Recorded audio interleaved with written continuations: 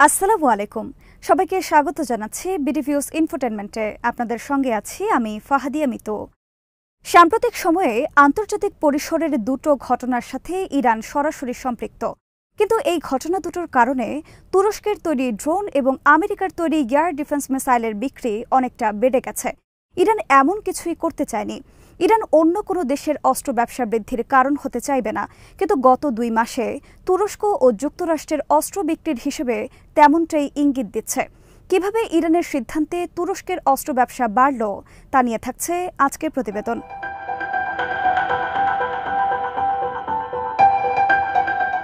গত 19 মে ইরানের president Ebrahim Raisi Azerbaijan সীমান্তে একটি উন্নয়ন প্রকল্প উদ্বোধন করেন। ফেরার সময় প্রেসিডেন্টকে বহনকারী হেলিকপ্টারটি ইরানের উত্তর পশ্চিমাঞ্চলের একটি পাহাড়ি এলাকায় বিধ্বস্ত হয়।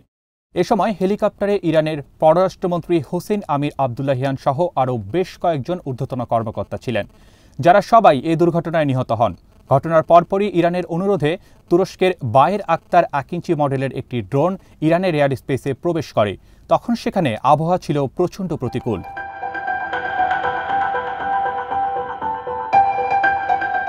এই দুর্যোগপূর্ণ আবহাওয়ার ভেতরেই তুরস্কের ড্রোনটি ইরানি প্রেসিডেন্টের হেলিকপ্টারের সন্ধানে অভিযান শুরু করে।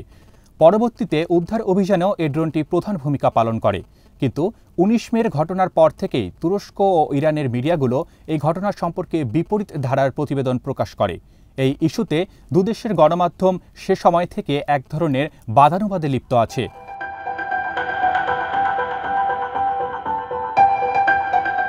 অনুসন্ধান ও উদ্ধার অভিযানে তুরস্কের ড্রোনের অবদান নিয়ে দুদেশের বক্তব্যে ভিন্নতা রয়েছে। তুরস্কের মিডিয়াগুলো স্বাভাবিকভাবেই ড্রোন মিশনের কৃতিত্বটি ফলাও করে প্রকাশ করে।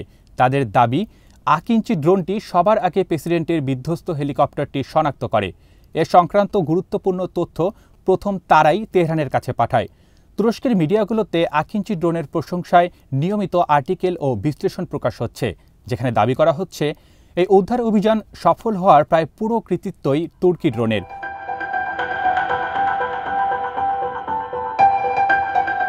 তুর্কি ড্রোন নির্মাতা প্রতিষ্ঠান বেকারের চেয়ারম্যান সেলজুক বায়ের আক্তার এই ড্রোনের প্রশংসায় রীতিমতো পঞ্চমুখ। তিনি বলেছেন, দুর্যোগপ্রবণ সে রাতে ড্রোনটি যেভাবে কাজ করেছে তাতে করে প্রতিকূল আবহাওয়াতেও পর্বত ঘেরা অঞ্চলে ড্রোনটির কাজ করার সক্ষমতা প্রমাণ হয়।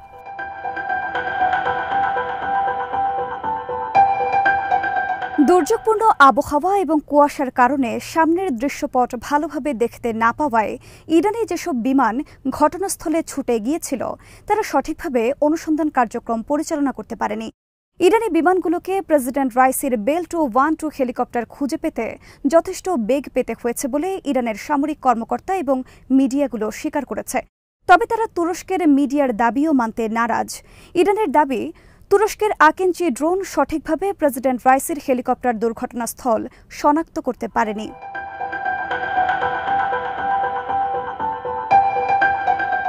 তুরস্কের মিডিয়া ইরানের এ দাবি নাকচ করে দিয়ে জানিয়েছে, 1 ইঞ্চি ড্রোনই সবার আগে প্রেসিডেন্ট রাইসির হেলিকপ্টার খুঁজে পায়। সে দুর্যোগ প্রবণ দিয়ে আঙ্কারা ইরানকে সহায়তা করতে সবার আগে এগিয়ে যায়। ইরানের প্রয়োজনীয়তা পূরণ করার মাধ্যমে প্রতিবেশী সুলভ সম্পর্কের মর্যাদা সমুন্নত রাখে।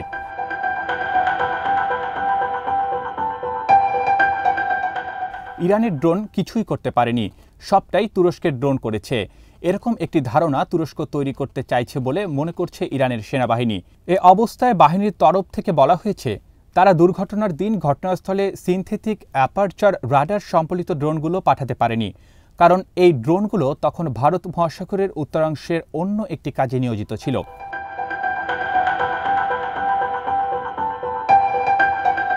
ইরানের মিডিয়াতে তুরস্কের সমালোচনাও করা হয়েছে। ইরান দাবি করছে, উদ্ধার অভিযানে অংশ নেওয়ার অজুহাতে তুরস্ক সেদিন 1 ইঞ্চি ড্রোনগুলোকে ইরানের স্পর্শকাতর কিছু এলাকার উপর দিয়ে উড়িয়েছে। শুধু তাই নয়, অভিযান শেষে ফেরার পর ড্রোনটি দিয়ে তুরস্কের লেগ ফ্যানের উপর তুরস্কের পতাকা অঙ্কন করেছে, যা বেশ কিছু ফ্লাইট ট্র্যাকিং অ্যাপসের মাধ্যমে লক্ষ লক্ষ মানুষ অবলোকন করেছে।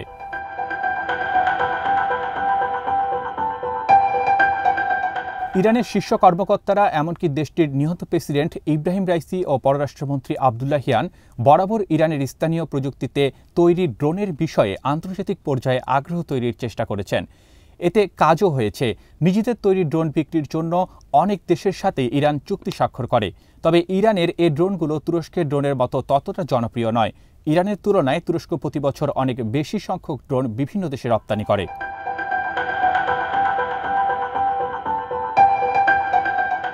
বিগত ৫ বছরে তুরস্ক তার বহুল আলোচিত বেরাক্তার TB2 ড্রোনটি ৩০টিরও বেশি দেশে রপ্তানি করেছে। TB2-র তুলনায় আকেঞ্চি একটু বড় আকৃতির ড্রোন, বেশ উন্নত এবং TB2-র তুলনায় বেশ ব্যয়বহুল। এ কারণে TB2-র তুলনায় এই ড্রোনটির রপ্তানির পরিমাণ কম, যদিও পাকিস্তান ও আজারবাইজান ইতোমধ্যেই আকেঞ্চি ড্রোন সংগ্রহ করেছে।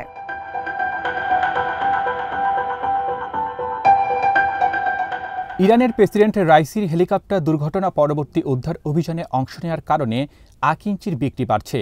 ইরান এ ড্রোনের কৃতিত্ব দিতে যতই অনাগ্রহী হোক না কেন, আঙ্কারা প্রশাসন এবং ড্রোনের নির্মাতা প্রতিষ্ঠান বেকার ডিফেন্স উদ্ধার অভিযানে এই ড্রোনের ভূমিকার সুযোগ নেওয়ার পুরো চেষ্টা করছে।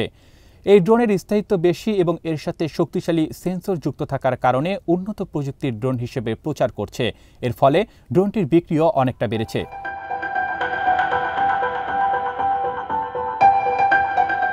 যেসব দেশ উন্নত ড্রোন কেনার পরিকল্পনা করছে, তারা তুরস্কের এই ড্রোনটি লুফে নিতে চাইছে। তুরস্ক ও ইরান যখন প্রেসিডেন্ট রাইসির উদ্ধার অভিযানে আকেঞ্চি ড্রোনের পারদর্শিতা নিয়ে পাল্টাপাল্টি বক্তব্য দিচ্ছে, ঠিক সেই মুহূর্তে যুক্তরাষ্ট্র এবং গালফ কোঅপারেশন কাউন্সিলের ৬টি সদস্য রাষ্ট্র সৌদি আরবের রাজধানী রিয়াদে একটি বৈঠকে মিলিত হন। যুক্তরাষ্ট্র ওই বৈঠকে পুরো অঞ্চলকে ঘিরে একটি প্রতিরক্ষা বুর্জ প্রতিষ্ঠার প্রস্তাব দেয়।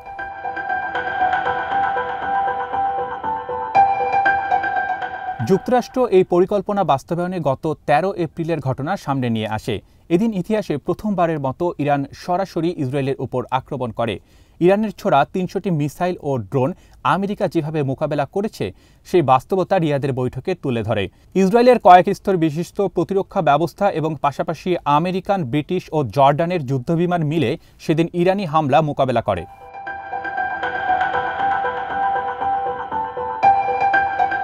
যুক্তরাষ্ট্র এর মাধ্যমে মূলত নিজেদের অস্ত্রের গুণাগুণ তুলে ধরে। যদি এ প্রচারণায় কাজ হয়, তাহলে সৌদি আরব সহ গোটা মধ্যপ্রাচ্যে আমেরিকান ও পশ্চিমা সমরাস্ত্রের বিক্রি অনেকটা বেড়ে যাবে। সংযুক্ত আরব আমিরাত এরই মাধ্যমে terminal high altitude area defence system বা টার্ট চালু করেছে।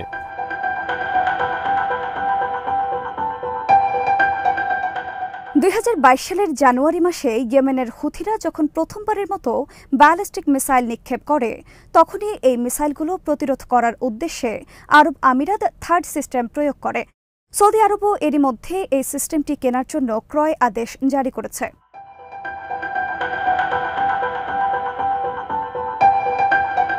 মার্কিন যুক্তরাষ্ট্র তার আঞ্চলিক মিত্রদের মধ্যে নানা ধরনের দূরত্ব থাকায় এখন সবাইকে চীনের তৈরি উন্নত অস্ত্র ব্যবস্থা না কেনার পরামর্শ দিয়েছে।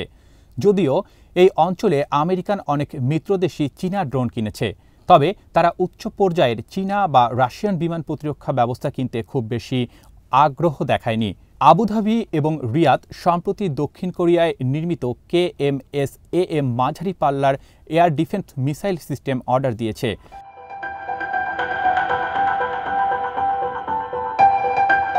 দক্ষিণ কোরিয়া আমেরিকার অন্যতম মিত্র দেশ। দক্ষিণ কোরিয়ার অস্ত্র ব্যবহারকে কেন্দ্র করে এ অঞ্চলের দেশগুলো নিজেদের মধ্যে বাড়তি কোনো সংকট সৃষ্টির সম্ভাবনা নেই। আগামীতে উপসাগরীয় দেশগুলো হয়তো যুক্তরাষ্ট্র নির্মিত এয়ার ডিফেন্স মিসাইল সিস্টেমের দিকে ঝুঁকে পড়বে।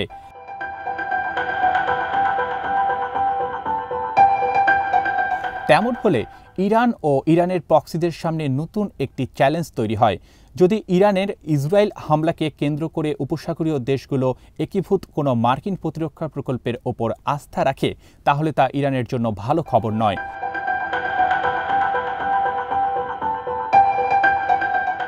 এরই মধ্যে ইরাক ও সিরিয়ার থাকা মিলিশিয়ারা জর্ডানের দিকে নানা ধরনের হুমকি ছুড়ে দেওয়ার যুক্তরাষ্ট্র জর্ডানকে এয়ার ডিফেন্স সিস্টেম উন্নতকরণে সহায়তার আশ্বাস দিয়েছে। জর্ডান প্রশাসনও ইতিমধ্যেই ৭০টি F-16S যুদ্ধবিমান অর্ডার দিয়েছে, যা তাদের বিমান বহরে এসে যুক্ত হলে জর্ডানের বিমান সক্ষমতা অনেকটা বাড়বে।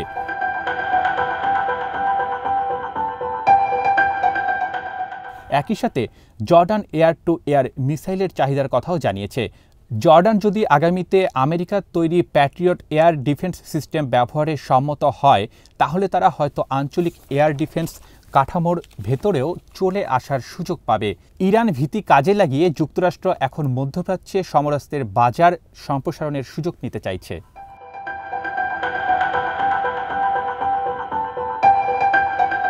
আজ এখানেই শেষ করছে। সমরাস্ত্র, প্রতিরক্ষা ও কূটনীতির নানা তথ্য জানতে চোখ রাখুন বিডিফিউজ ইনফোটেনমেন্টে। চ্যানেলটি ভালো লাগলে সাবস্ক্রাইব করুন, সংযুক্ত থাকুন আমাদের ফেসবুক পেজে। আল্লাহ হাফেজ।